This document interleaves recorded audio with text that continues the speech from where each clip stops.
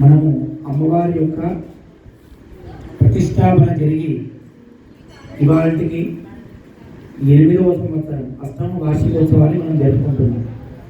ఈ సందర్భంగా మనము అమ్మవారి ప్రీతి కోసము అష్టోత్తర శత కలశాలని ఇక్కడ మనము పెట్టుకొని దాంట్లలో నీళ్లు, ఓషధులు, ఎన్నో రకాల ఓషధులు, మామిడి కొమ్మ, పైన కొబ్బరికాయ, బట్టాయి ఇవన్నీ కూడా పెట్టుకున్నాం. అయితే మీరు చూడండి, బాగా గమనిస్తే మనము ఏ పూజకైనా సరే ఖచ్చితంగా కలశం పెడతాం.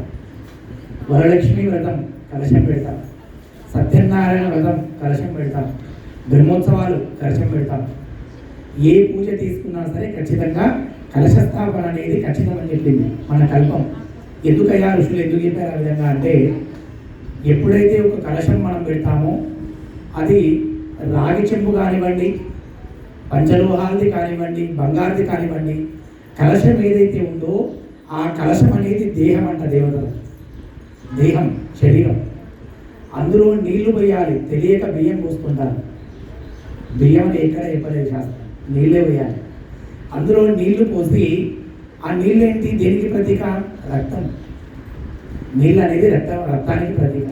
ఆ నీళ్ళల్లో మళ్ళీ ఒత్తివేర్లు, పసుపు, కుంకాలు, తర్వాత నవధాన్యాలు, తెల్లవాలు, ఇలా ఔషధాలు ఉంటాయి. ఆ ఔషధాలన్నీ కూడా జీవసత్వాలు. శరీరంలోని మాంసము, అస్థి, శుక్ల, మేధ, ఇవన్నీ కూడా కలశంలో వేసేటువంటి పదార్థాలు. ఇక కలశం పైన కొబ్బరికాయ పెడతారు.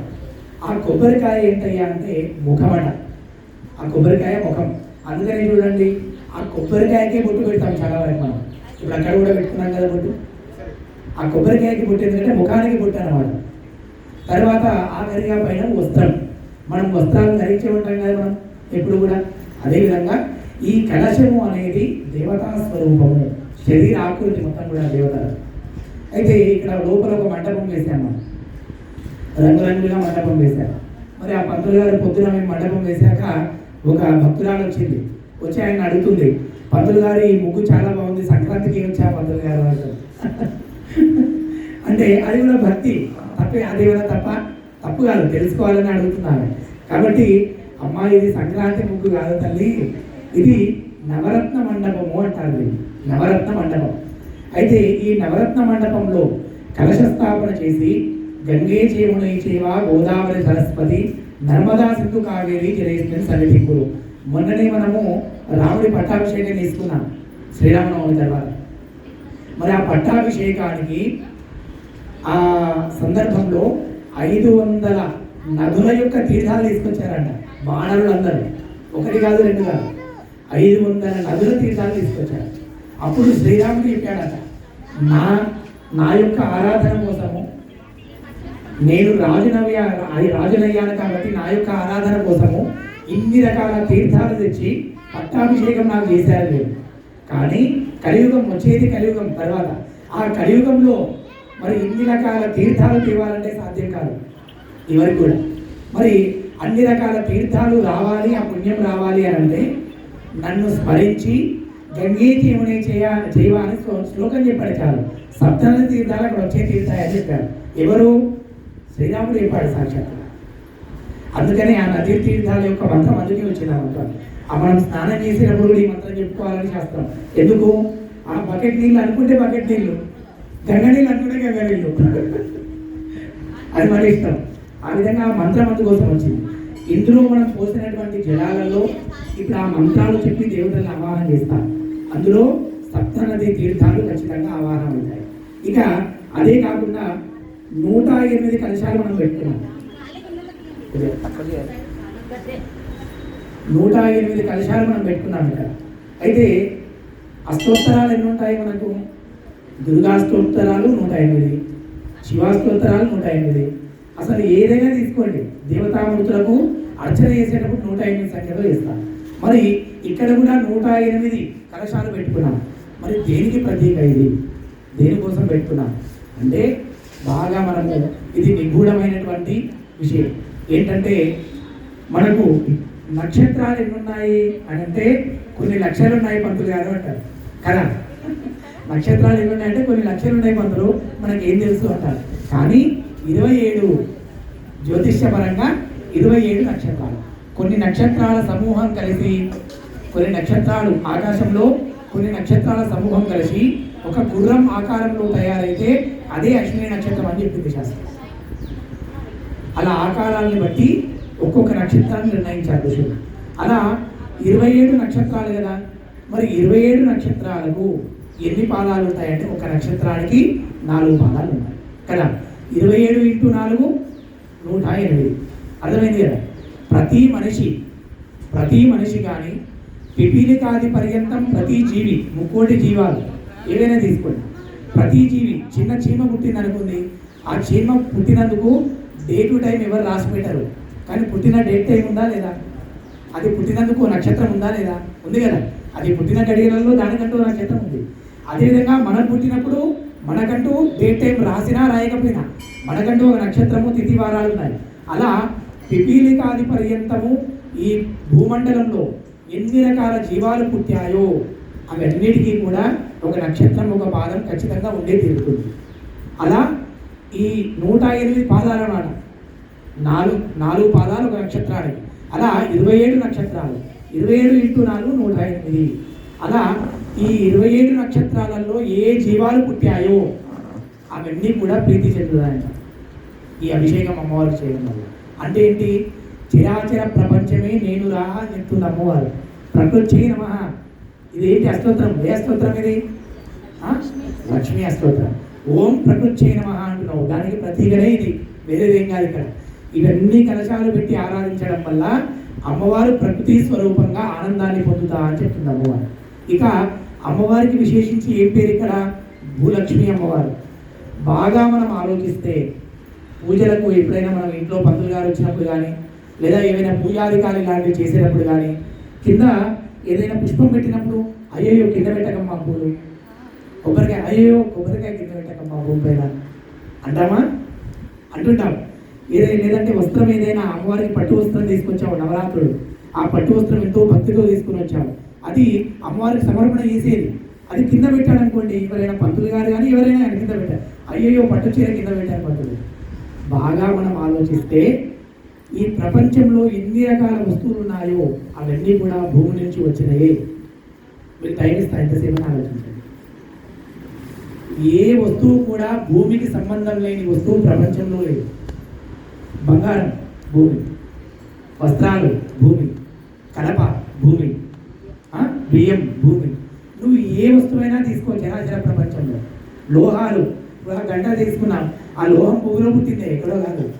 ఇప్పుడు ప్రాణప్రతిష్ఠ అమ్మవారు చేసేటప్పుడు అబ్రకము అవన్నీ కూడా వస్తువులు వేస్తాం, అవన్నీ భూమిలో దొరికినాయి సర్వం, ఎక్కడ దొరకలేదు. అందుకనే ఆ పంచభూత స్వరూపంలో పృథివీ తత్వానికి చాలా ప్రత్యేకత ఉంది. ఎందుకు? అందులో 5 భూతాలు ఉంటాయి. దాంట్లో 5 భూతాలు ఎండీకృతమై ఉంటాయి. పంచభూతాలన్నీ కూడా భూమిలో కలిసి ఉంటాయని శాస్త్రం చెప్తుంది. అలా మరి భూమి పైన పెట్టొచ్చా లేదా వస్తువు? ఇప్పుడు చెప్పండి. కొబ్బరికాయ భూమిలో నుంచి వచ్చింది, సర్వం భూమిలో నుంచి వచ్చింది. అంటే మన భక్తి ఎక్కడ ఆగిపోతుంది అంటే, ఇది ముట్టుకోకు, అది పట్టుకోకు, ఇది ఇక్కడ పెట్టకు, ఇది నా దగ్గర తెకు, ఇక్కడనే మన భక్తి. అమ్మవారు స్వయం వస్తే మొక్కడం పక్కకు పెట్టేసి, అమ్మ నువ్వు ఎర్ర చీర కట్టుకుని ఎందుకు వచ్చినావు, ఈరోజు సరస్వతి కదా తెల్ల చీర మీద రాపో, అలా తయారైతుంది భక్తి. అంటే అది కూడా మంచి భక్తే, కాకపోతే భక్తి అనేది మూఢత్వానికి వెళ్ళవద్దు. ఆ భక్తి అనేది భక్తి రూపకంగానే ఉండాలి అని అమ్మవారు చెప్తుంది. అలా అమ్మవారి పేరు ఏం పేరు? భూలక్ష్మి. సర్వ లక్ష్మీ స్వరూపము భూదేవత.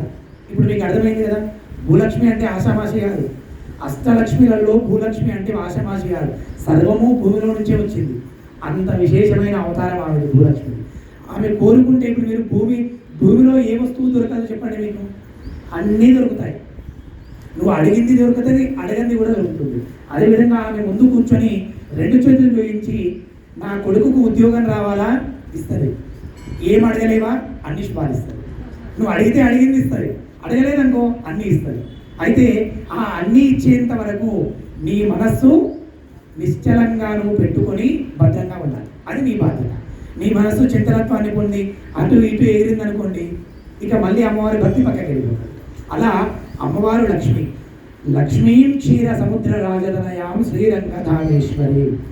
పూర్వము పాల సముద్రంలో నుంచి అమ్మవారు పుట్టినప్పుడు ఇంద్రాది దేవతలందరూ కూడా అమ్మవారిని స్తుతించి, ఇంద్రుడే ఎందుకు చెప్తున్నాము అంటే దేవతలందరికీ రాజు ఇంద్రుడు, అందుకని ముందు ఇంద్రుడు పరిగెత్తాడు అమ్మవారి దగ్గర వెళ్ళి అమ్మవారిని స్తుతించి, అమ్మా లక్ష్మీదేవి పాల సముద్రం నుంచి పుట్టావు కదా తల్లి నువ్వు, అందుకనే గృహప్రవేశంలో ఏం చేస్తాం మనము, ఏం చేస్తాము మా గృహప్రవేశంలో పాలు పొంగిస్తాం. ఎందుకు పొంగిస్తాము?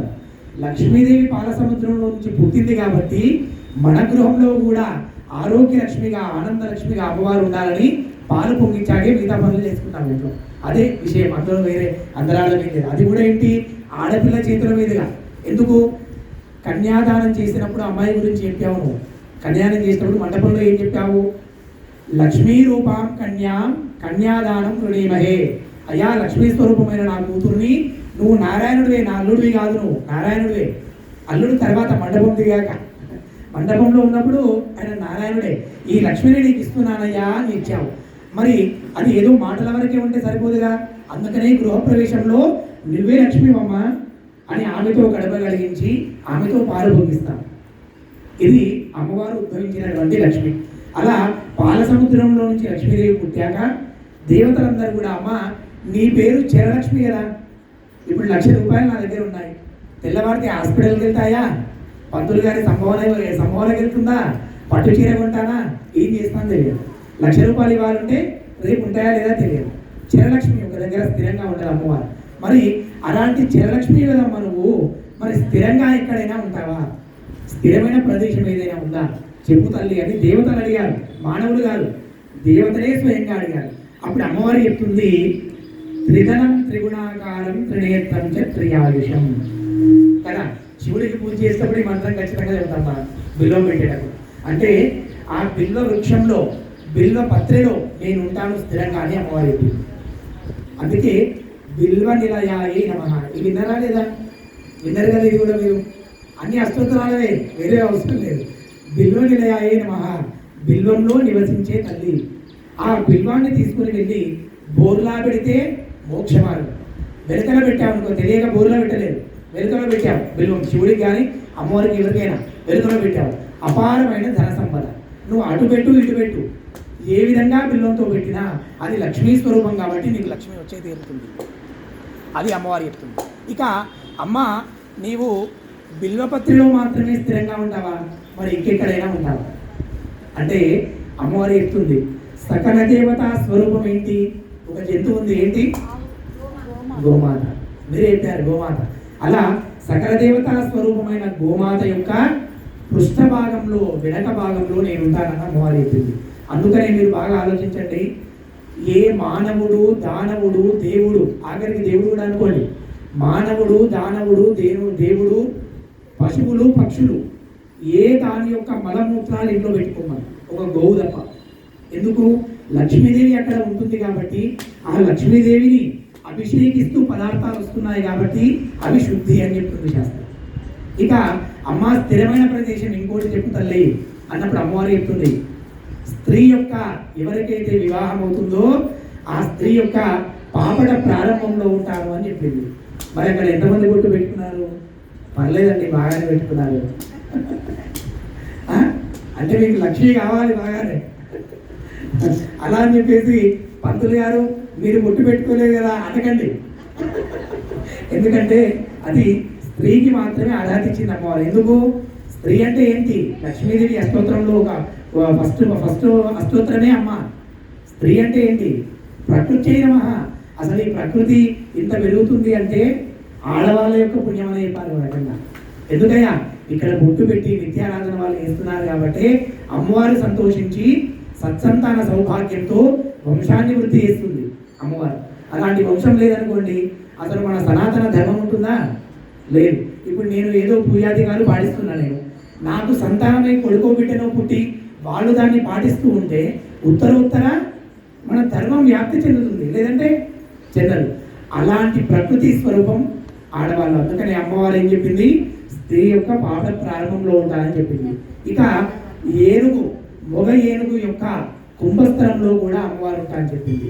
ఇప్పుడు చెప్పండి, ఎప్పుడైనా అమ్మవారు నేను డబ్బులో ఉంటా అని చెప్పిందా? ఇక్కడ చెప్పిందా?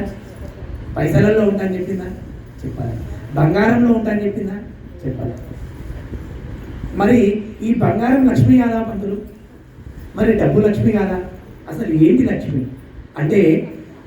నిజమైన లక్ష్మి ఏంటయ్యా అంటే ఒక వ్యక్తికి స్థిరమైన ఇల్లు ఉండడము లక్ష్మి అనుగ్రహం కదా.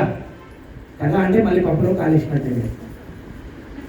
ఒక వ్యక్తికి సొంత ఇల్లు ఉండడము, సొంత కారు ఉండడము, అనుకున్న వెంబడి అన్ని ముందుకు రావడం, ఇవన్నీ లక్ష్మీ స్వరూపాలే.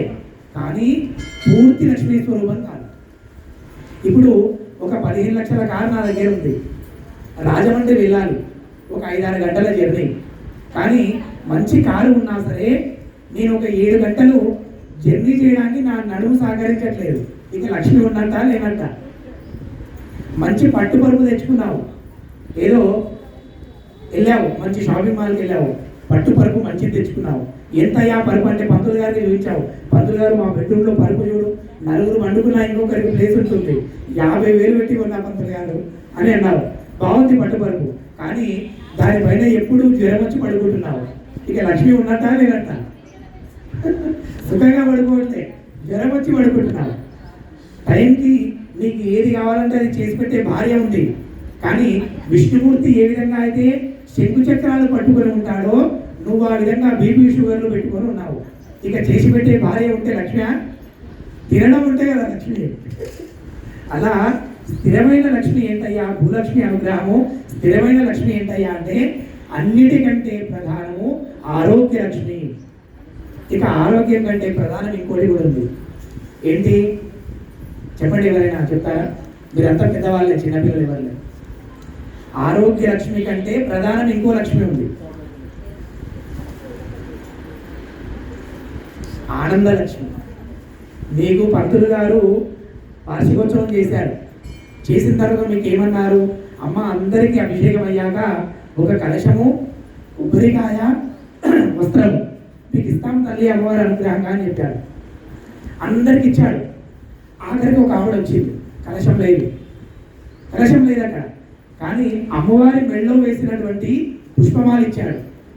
ఇక ఆనందపడాలి ఆమె. దానికి ఆనందపడకుండా అయ్యో అందరికీ చెప్పులు ఇచ్చాడు, నాకేమో మాలిచ్చాడు అనుకుంది అనుకోండి. ఇక ఆనందం అక్కడే ఆగిపోతుంది.